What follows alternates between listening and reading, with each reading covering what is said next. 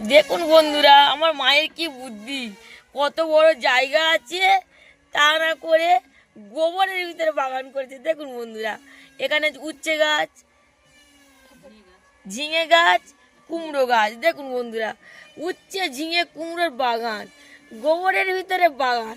বন্ধুরা দেখুন বন্ধুরা, একটু আমার মা লাইভ করুন।